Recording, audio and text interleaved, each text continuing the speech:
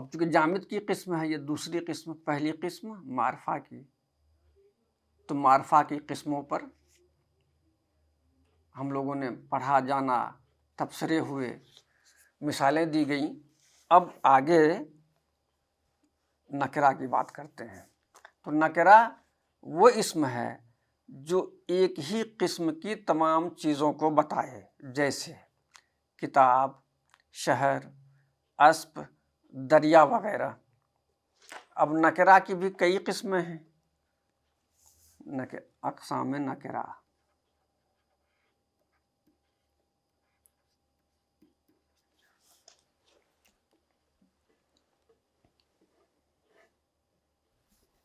اقسام نکرہ،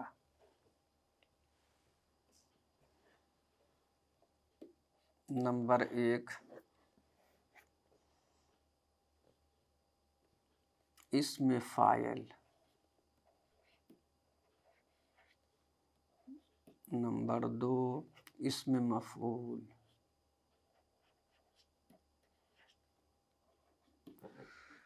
اسم حالیہ،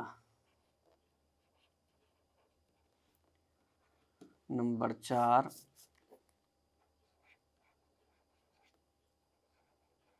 حاصل مصدر، نمبر 5 اسم اعلیٰ، نمبر 6 اسم مکبر، اسم مصغر،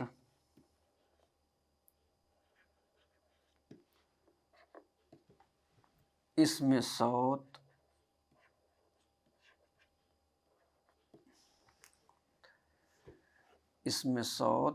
اسم ظرف۔ اس کے علاوہ اور بھی قسمیں ہیں، پہلے اس پر گفتگو ہم لوگ کر لیتے ہیں۔ اب اسم فاعل، تو اسم فاعل وہ اسم ہے جو مصدر سے بنے اور کام کرنے والے کو بتائے، جیسے چونکہ مصدر سے بننا ہے، اس کو رفتن ایک مصدر ہے، اس سے اگر بنائیں گے جیسے رمندہ یعنی چلنے والا، تو یہ کیا ہے؟ اسم فاعل ہے۔ اسی طرح سے ایک مصدر لیتے ہیں گفتن، جیسے اسم فاعل کیا بنا دیا؟ رفتن سے رمندہ، گفتن سے گویندا بنا لیا، یعنی کہنے والا۔ تو حالانکہ گفتن مصدر ہے، لیکن اب جب اس سے دوسرا کلمہ نکلا تو اس کا نام دوسرا ہو گیا۔ اسی طرح دانستن ہے، تو اس کا اگر ہم اس میں فاعل بنائیں تو دانندہ ہو گیا، دانندے یعنی جاننے والا۔ اب اس کی بھی 2 قسمیں ہیں، یعنی اسم فاعل کی 2 قسمیں ہیں، اسم فاعل قیاسی اور اسم فاعل سماعی۔ تو اسم فاعل قیاسی وہ اسم ہے جو امر حاضر واحد کے آخری حرف کو زیر دے کر نون دالہ ندا لگانے دیتے ہیں یا ندا لگا دیا جاتا ہے، جیسے رفتن کا امر ہے رو، تو اس میں نون دالہ بڑھا دیا گیا تو رمندہ ہو گیا۔ اب اس میں فاعل سماعی کو اس میں فاعل ترکیبی بھی کہتے ہیں۔ یہ کئی طرح سے بنتا ہے۔ بھائی قیاسی کا تو ایک فکس ہے کہ مصدر کے بعد زیر ہٹایا اور نون دالہ بڑھا دیا، رفتن سے رمندہ، گفتن سے گوئندہ۔ تو اب لیکن سماعی کے بنانے کے لیے کئی قاعدے ہیں، جیسے امر حاضر کے آخر میں الف زیادہ کرنے سے، جیسے دان، دان سے دانا ہو گیا، دان یعنی امر ہے دانستن کا، تو اب اس میں الف بڑھا دیا تو دانا ہو گیا۔ نمبر 2، ماضی مطلق کے آخر میں الف رے بڑھانے سے، جیسے خرید، خریدن کا ماضی مطلق ہے خرید، اب اس میں الف رے بڑھا دیا تو ہو گیا کیا؟ خریدار۔ اسی طرح سے امر حاضر کے آخر میں گار زیادہ کرنے سے، جیسے طلب سے طلبگار، طلبیدن مصدر ہے۔ نیکسٹ یعنی چوتھا نمبر، ماضی مطلق کے آخر میں گار بڑھانے سے، جیسے پروردگار۔ اب گار یہاں 2 جگہ بڑھایا گیا ہے، ایک امر حاضر کے آخر میں، تو طلب سے طلبگار ہو گیا۔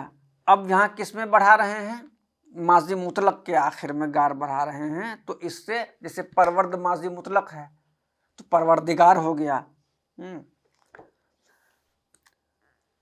امر حاضر پر نیکسٹ کوئی اسم زیادہ کرنے سے، جیسے دل شکن،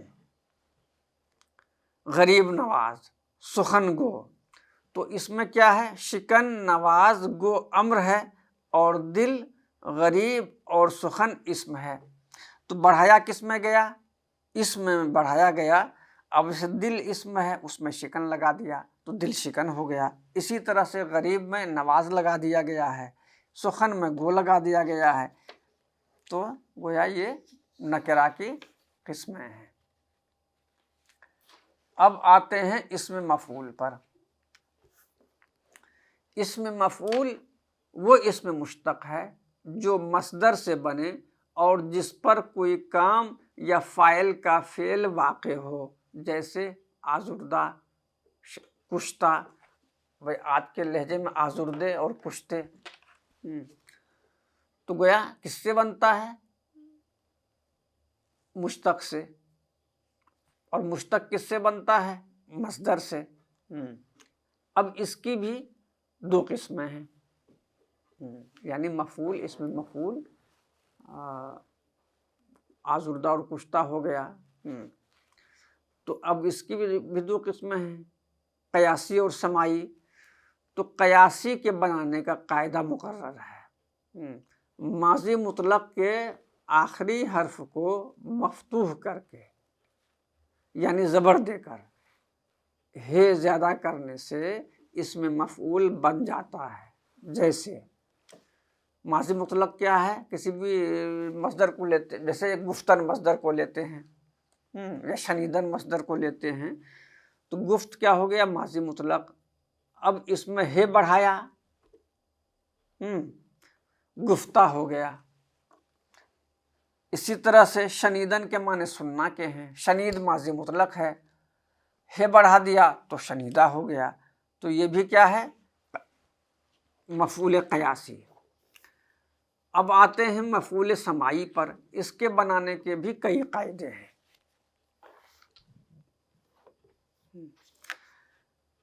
امر حاضر پر کوئی اسم لانے سے، جیسے ایک مصدر ہے مالیدن، اس کا امر ہے مال، یعنی تو مالش کر، تو مل، ہاتھ پاؤں بدن کوئی بھی جیسے تیل لگا کے جو مالش کرتے ہیں، اس سے پہلے اس پائی بڑھا کر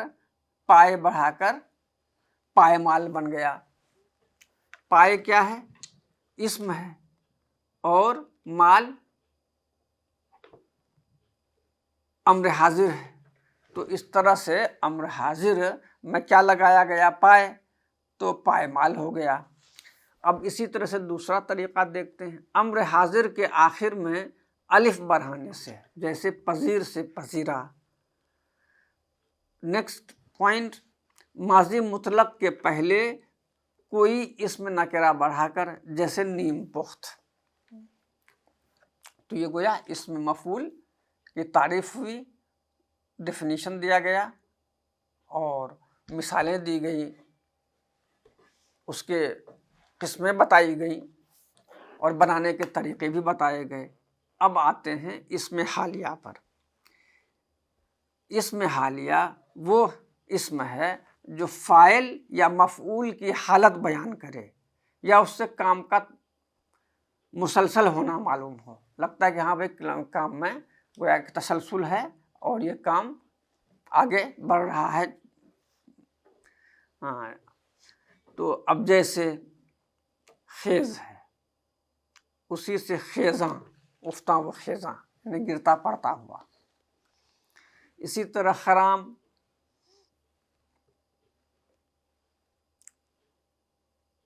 خرام سے خراماں، یہ امر حاضر پر الف نون بڑھانے سے بنا ہے. یہ گویا اسم حالیہ کی تعریف ہوئی اور اس کی مثالیں دی گئیں. اب آتے ہیں حاصل مصدر پر. یہ وہ اسم ہے جو مصدر سے بنے اور اس سے مصدر کی کیفیت یا اثر سمجھا جائے، جیسے سوزش یعنی جلن، خلش، دانش وغیرہ. تو یہ کیا ہے؟ حاصل مصدر ہے، لیکن بنا ہے سب کے سب مصدر سے ہی. اب کیسے بنا ہے وہ بتا رہے ہیں. تو حاصل مصدر بنانے کے مختلف طریقے ہیں، جیسے دو مصادر کے ماضی کو ملا کر، جیسے خرید و فروخت. تو اس میں کیا ہے؟ خرید ماضی ہے، خریدن کا ماضی مطلق ہے وہ بھی، اور فروختن بیچنا، اس کا ماضی مطلق فروخت ہے. اسی طرح سے خرید و فروخت اور آمد و رفت، آمد بھی کیا ہے؟ ایک آمدن مصدر ہے، اس کا ماضی مطلق آمد ہے. تو اس طرح گویا یہ امر حاضر پر الف نون بڑھانے سے بنتا ہے. اب نیکسٹ لیتے ہیں حاصل مصدر. وہ اسم ہے جو مصدر سے بنے اور اس سے مصدر کی کیفیت یا اثر سمجھا جائے، جیسے سوزش، خلش، دانش وغیرہ. اب حاصل مصدر بنانے کے بھی کئی قاعدے ہیں، ان میں سے چند کا ذکر کرنا ضروری معلوم ہوتا ہے. جیسے حاصل مصدر بنانے کے کون کون سے طریقے ہیں اب وہ میں بتا رہا ہوں. نمبر 1،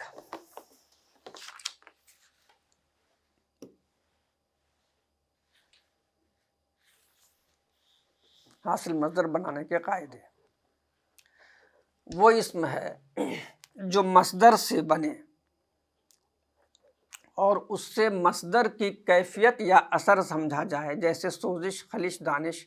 اب حاصل مصدر بنانے کے مختلف طریقے ہیں، جیسے دو مصادر کے ماضی کو ملا کر. نمبر 1 نکرہ کی قسمیں.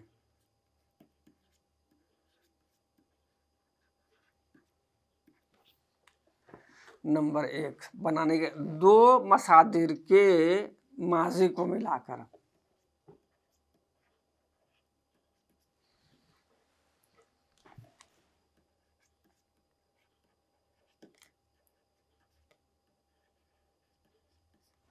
دو مصادر کے ماضی کو ملا کر کیا بنتا ہے؟ حاصل مصدر. جیسے خرید و فروخت، آمد و رفت، آمد و رفت. نمبر 2 ماضی کے آخر میں الف رے بڑھا کر.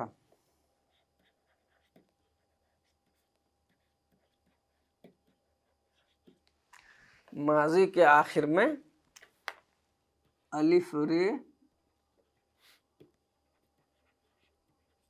بڑھا کر. ماضی اور امر کو ملا کر. ماضی اور امر کو ملا کر. 3 4 امر کے آخر زیر دے کر اور پھر شین جوڑ کر.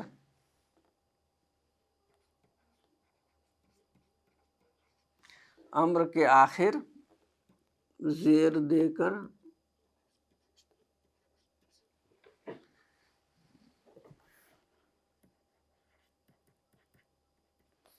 شین لگا دیا جاتا ہے، جیسے سوزش،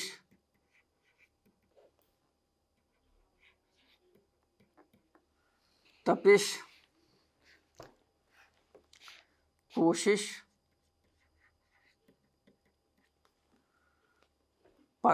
پرسش۔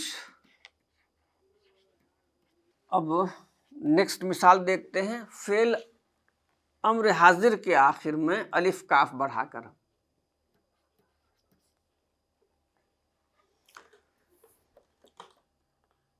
یعنی امر حاضر کے آخر میں الف کاف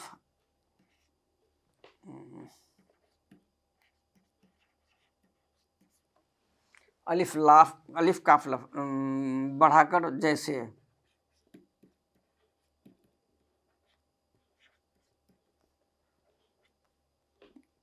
پوشاک،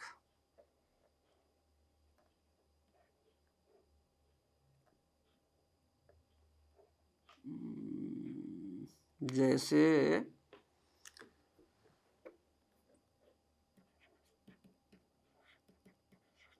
پوشاک، خوراک۔ اب یہ کیسے بنا؟ جیسے پوشیدن، پہننا، اس کا مضارع ہے پوش، تو مضارع پر کیا کرتے ہیں؟ یہ الف کاف بڑھا کر،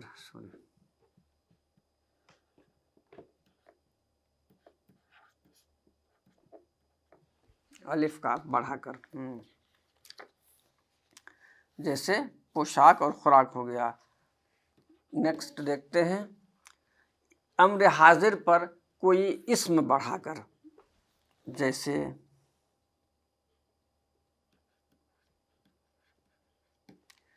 امر حاضر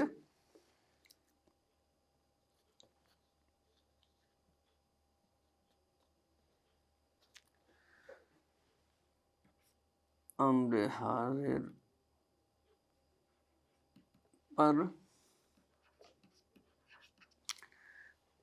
کوئی اسم بڑھا کر،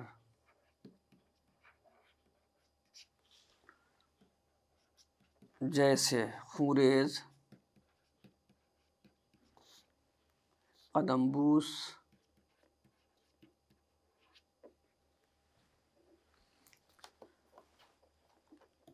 نیکسٹ، دو امر کو ایک ساتھ ملا کر،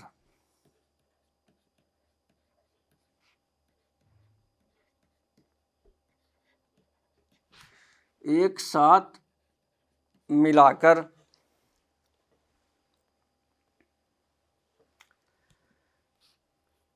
جیسے سوز و گداز، گیرودار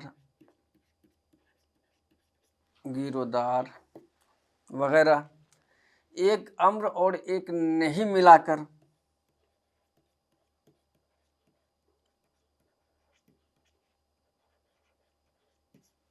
ایک امر اور ایک نہیں ملا کر، جیسے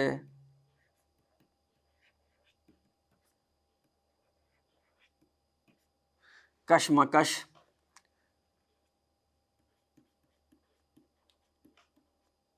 دار و مدار، خواہ مخواہ۔ تو گویا یہ سب حاصل مصدر بنانے کے طریقے ہیں۔ اب کبھی کبھی کیا ہوتا ہے، ماضی مطلق یا امر صیغہ سے، جیسے خرید، فروخت، آزار، مردوں، تو گویا یہ سب اس میں نکرہ کے تحت آتے ہیں، اس میں حاصل مصدر کے تحت ہے۔ اب آتے ہیں اسم اعلیٰ پر۔ وہ اسم ہے جو کام کرنے کے اوزار کو بتائے، جیسے اب کام کرنے کے اوزار کیا کیا ہوتے ہیں؟ قلم، تیغ، تیشہ، تیر، سوزن، دام وغیرہ، یہ سب کے سب ایک ہی کیٹیگری کے ہیں، اس لیے نکرہ ہے۔ اس کے نائب بنانے کا کوئی قاعدہ مقرر نہیں ہے۔ بعض اوقات کچھ قاعدے ہیں جس کا استعمال کیا جاتا ہے اسم اعلیٰ بنانے پر، جیسے امر حاضر پر کوئی اسم زیادہ کرنے سے، جیسے جاروب، اس میں جا اسم ہے اور روب امر حاضر، روبیدن رفتن، تو ہو گیا جاروب یعنی جھاڑو۔ امر حاضر میں ہے زیادہ کرنے سے، جیسے ایک مصدر ہے استردن جس کے معنی مونڈنے کے ہوتے ہیں، اب استر سے کیا بنا لیا؟ استرے، استرا جسے شیپ کرتے ہیں۔ ایک مصدر ہے مالیدن، اس کا امر ہے مال، اب اس سے کیا نکالا؟ مالا یعنی ملنے کا آلہ۔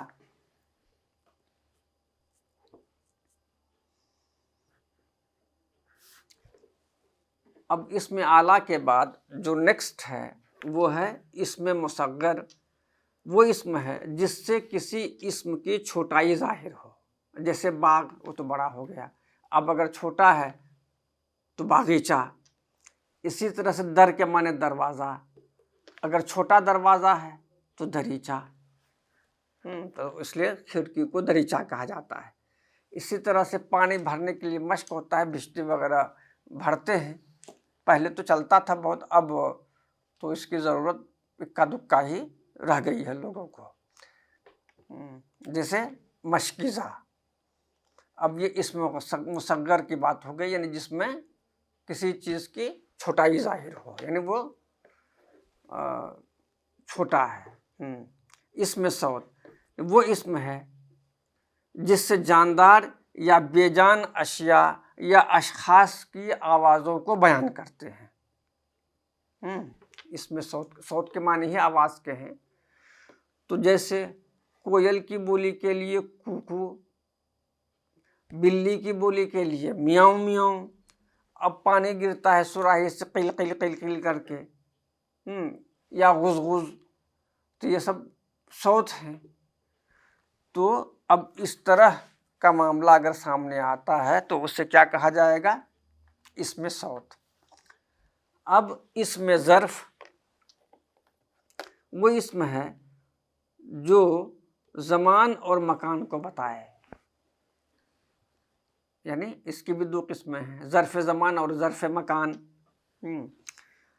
اب اگر مکان یا جگہ کو بتاتا ہے تو وہ ظرف مکان ہے، جیسے خوابگاہ، میں کدا، اب یہ جگہ متعین ہے، اپنا سونے کا کمرہ یا اور کوئی، تو خوابگاہ یا میں کدا یا لالا زار، عطردان، گلستان، سنگلاخ، آبریز یعنی پانی گرنے کی جگہ، اور یہ کئی طرح سے بنتا ہے۔ گلستان بھی لے سکتے ہیں اس میں کدا، اور لالا زار بھی لے سکتے ہیں۔ اب اسم ظرف بنانے کے لیے امر حاضر کے پہلے اسم نکرہ لانے سے، جیسے آبریز، گلریز، زرخیز، اس میں آب، گل، زر نکرہ ہے، ریز ریختن مصدر کا امر حاضر ہے، زر نکرہ ہے، اور خیز خیزیدن مصدر کا امر حاضر ہے۔ اب نیکسٹ دیکھتے ہیں، اسم کے آخر میں کلمات یعنی ظرفیت بتانے کے لیے کیا کرتے ہیں؟ کلمات ظرفیت یہ ہیں،